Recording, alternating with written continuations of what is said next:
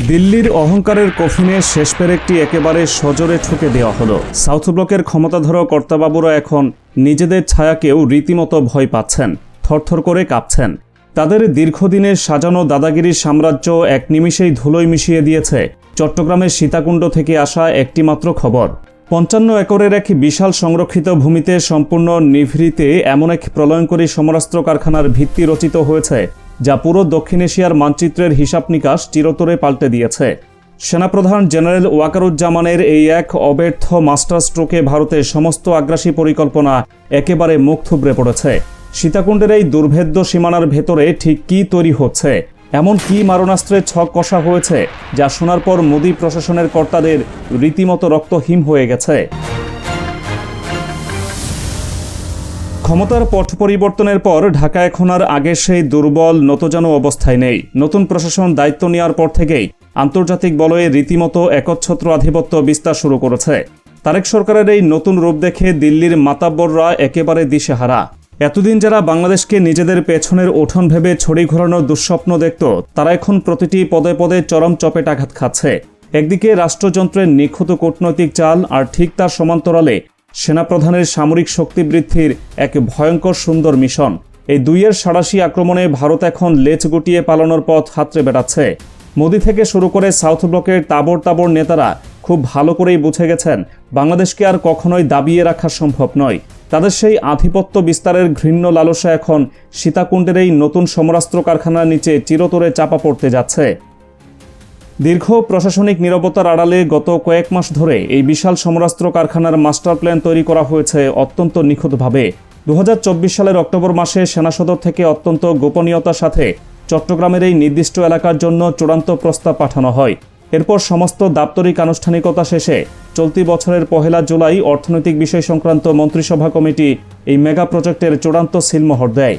সীতাকুণ্ডের ভাটিয়ারিতে দীর্ঘদিন ধরে পড়ে থাকা জলিল টেক্সটাইল মিলসের ৫৪.৯৯ একর জমি পাকাপাকিভাবে বাংলাদেশ সেনাবাহিনীর হাতে তুলে দেওয়া হয়েছে। আর ঠিক এখানেই এই ৫৫ একরের সুবিশাল প্রান্তরে জন্ম নিচ্ছে দেশের ইতিহাসের সবচেয়ে ভয়ঙ্কর ও অত্যাধুনিক এক সামরিক কারখানা। এই বিশাল কর্মযজ্ঞের খবর পেয়ে মোদী সরকারের নীতি নির্ধারকদের কপাল চাপড়ানো ছাড়া আর কোনো বিকল্প অবশিষ্ট নেই। কারণ তারা হাড়ে হাড়ে টের পাচ্ছে, এই কারখানা একবার পুরোদমে উৎপাদনে গেলে তাদের সমস্ত সামরিক ব্ল্যাকমেইলিংয়ের পথ চিরতরে বন্ধ হয়ে যাবে। বর্তমান বিশ্বের সংঘাতময় পরিস্থিতি একটি চরম সত্যকে চোখে আঙুল দিয়ে দেখিয়ে দিয়েছে। অন্য দেশের অস্ত্রের উপর নির্ভর করা মানে নিজেদের অস্তিত্ব অন্যের হাতে তুলে দেওয়া। রাশিয়া ইউক্রেন সংঘাত আর মধ্যপ্রাচ্যে টালমাটাল অবস্থায় গ্লোবাল সাপ্লাই চেইন যে কোনো মুহূর্তে অকেচো হয়ে যেতে পারে। বাংলাদেশ সেনাবাহিনী এই রূঢ় বাস্তবতাটি একেবারে শিকড় থেকে উপলব্ধি করেছে।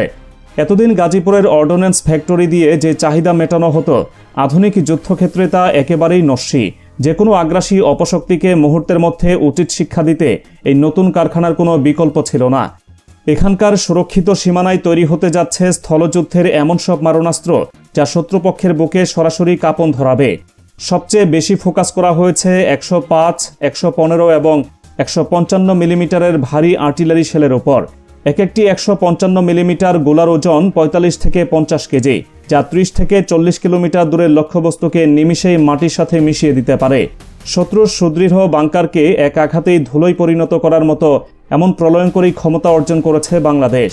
কেউ যদি এদেশের দিকে চোখ তুলে তাকানোর দুঃসাহস দেখায়, তবে এই আর্টিলারি শেল দিয়ে তাদের এমনভাবে জবাব দেওয়া হবে, যা তারা কয়েক প্রজন্ম মনে রাখবে।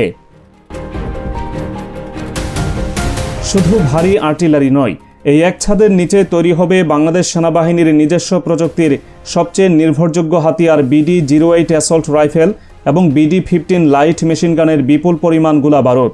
এখানেই শেষ নয়, অত্যাধুনিক সাবমেশিন গান, দূরপাল্লার মর্টার শেল, প্রাণঘাতী হ্যান্ড গ্রেনেড, ডেটোনেটর এবং উচ্চ ক্ষমতা সম্পন্ন বিস্ফোরক সামগ্রী তৈরি হবে এই কারখানায়।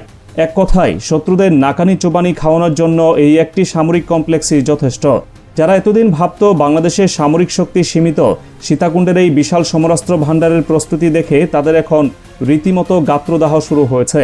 কিন্তু এই জ্বলনি থামানোর কোনো ওষুধ সাউথ ব্লকের বাবুদের কাছে নেই।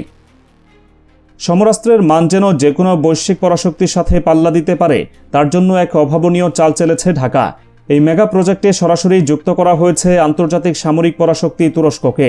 তুর্কি প্রতিরক্ষা প্রযুক্তি প্রতিষ্ঠান রেপকনের সরাসরি তত্ত্বাবধান এবং কারিগরি সহায়তায় বাংলাদেশ এই ভারী সমরাস্ত্র তৈরির প্রযুক্তিগত স্বয়ংসম্পূর্ণতা অর্জন করছে।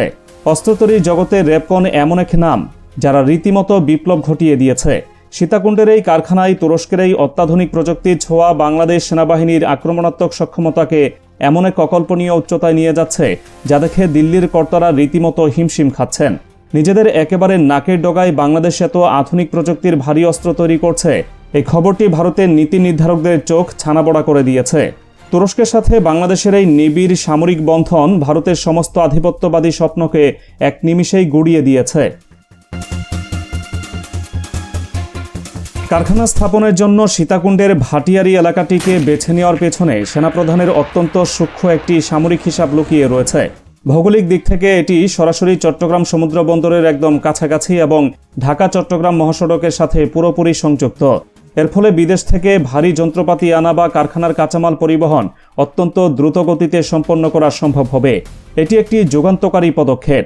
যে কোনো আপৎকালীন সময়ে বা সরাসরি যুদ্ধ পরিস্থিতিতে এই শিল্পাঞ্চলটি দেশের পূর্বাঞ্চলীয় সামরিক নেটওয়ার্কের প্রধান প্রাণকেন্দ্র হিসেবে কাজ করবে। এখান থেকে দেশের যে কোনো প্রান্তে সেনাঘাঁটিতে অতি দ্রুততম সময়ের মধ্যে অস্ত্র ও গোলাবারুদের নিরবচ্ছিন্ন সরবরাহ নিশ্চিত করা হবে। এই নিখুঁত সাপ্লাই চেইন শত্রুপক্ষের যে কোনো ধরনের অবরোধ বা আক্রমণাত্মক ছককে প্রাথমিক ধাপেই ব্যর্থ করে দেওয়ার জন্য যথেষ্ট। সামরিক সক্ষমতা অর্জনের পাশাপাশি এটি দেশের অর্থনীতির জন্য এক বিশাল আশীর্বাদ। যুগের পর যুগ বিদেশ থেকে, বিশেষ করে প্রতিবেশী দেশ থেকে সমরাস্ত্র কিনতে গিয়ে হাজার হাজার কোটি টাকার বৈদেশিক মুদ্রা দেশের বাইরে চলে গেছে। ভারত সবসময় চেয়েছে বাংলাদেশ যেন তাদের বাতিল হওয়া এবং পুরনো প্রযুক্তির জঞ্জাল কিনে একটি নির্ভরশীল রাষ্ট্র হিসেবেই টিকে থাকে। কিন্তু সীতাকুণ্ডের এই কারখানা পূর্ণাঙ্গভাবে চালু হলে সেই বিশাল অঙ্কের বৈদেশিক মুদ্রা সম্পূর্ণভাবে দেশের কোষাগারে সংরক্ষিত থাকবে। পাশাপাশি দেশের মেধাবী প্রকৌশলী, প্রযুক্তিবিদ এবং দক্ষ জনশক্তির জন্য এখানে তৈরি হবে এক বিশাল কর্মসংস্থানের বাজার। তুরস্ক, দক্ষিণ কোরিয়া বা পাকিস্তানের মতো দেশগুলো গত কয়েক দশকে নিজেদের প্রতিরক্ষা শিল্পকে এমনভাবে সাজিয়েছে যে তারা এখন অস্ত্র রপ্তানি করে বিলিয়ন বিলিয়ন ডলার আয় করছে। বাংলাদেশও ঠিক সেই পথেই হাঁটছে। সীতাকুণ্ডের এই কারখানা শুধু নিজেদের চাহিদাই মেটাবে না, বরং আগামী দিনে বৈশ্বিক সমরাস্ত্র বাজারে মেড ইন বাংলাদেশ অস্ত্র রপ্তানি করে বিপুল পরিমাণ অর্থ আয়ের পথ সুগম করছে। বিশ্বমঞ্চে তাকে আর কোনো পরাশক্তি অবজ্ঞা করতে পারে না।